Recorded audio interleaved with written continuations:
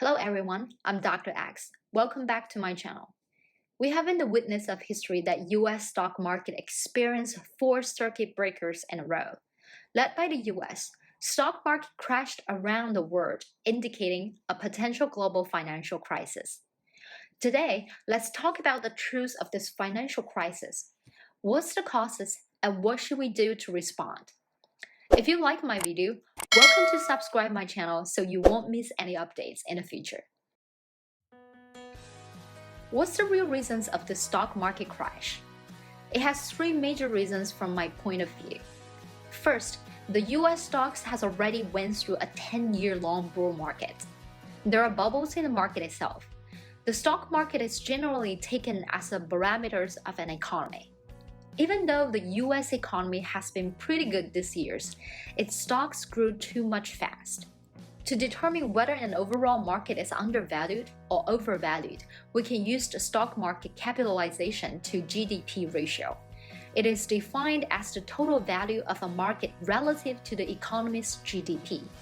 This indicator is also called Buffett indicator since Warren Buffett likes to use it. At the beginning of 2020, the stock market cap to GDP ratio is at an all-time high, past the previous highest point achieved during the internet bubble in 2001. The overvalued market is the precondition of this crash. Second, the COVID-19 global outbreak. Many schools switched to online classes, companies moved to remote work, trips are cancelled, and many restaurants are closed. People don't know how long this situation is going to last and when we can control the public panic. Global economic growth expectations have fallen sharply in the last month. The stock market is under huge pressure in this background. The third reason is also the direct cause of this financial crisis, the crash of oil price. United States, Russia, and Saudi Arabia are the top three oil producers in the world. The relationship between those countries in the oil market is a long game. Saudi Arabia and Russia, two of the world's oil superpowers, had worked together since 2016 to control output and support prices. Together, they used their collective market power to put a floor under oil prices by limiting their production. But on March the 6th, the meeting broke up without agreement. The Saudis, in responses to slowing demand for oil, wanted to cut production further to keep prices stable. The Russians wanted to produce more.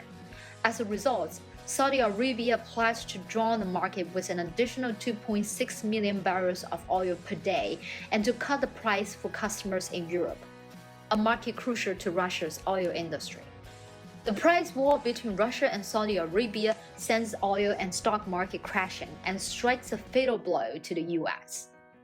In US, share production cost is more expensive than traditional oil extraction. US producers will lose money with every single barrel they produce under this price war, and the low price will drive some small US producers towards bankruptcy. In summary, the all-time high stock market is the precondition. It has lots of room to drop. And the COVID-19 adds huge pressures on the economy, and oil will complete the final strike. What should we do in this situation? Be fearful when others are greedy, and greedy when others are fearful, said by Warren Buffett. All of the major US stock market indexes have fallen firmly into a bear market, each losing about 30%. Is now a good time to buy stocks? In my opinion, we're not there yet. With the COVID-19 outbreak, short-term market become unpredictable. The market can be volatile in the next few weeks. More black swan may come out in a sudden. A black swan is an unpredictable event that is beyond what is normally expected of a situation and has potentially severe consequences. COVID-19, oil price war are all black swans no one can predict in advance. Then when is the best time to enter the market? No one can tell the exact date, but there are two indicators that might be helpful for you to approximate the bottom of the bear market. First one, we should focus on the turn point of this pandemic.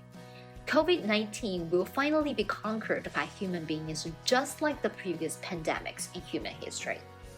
What I mean by turn point is when the active coronavirus cases start to decline. That means the cures begins to outnumber new cases.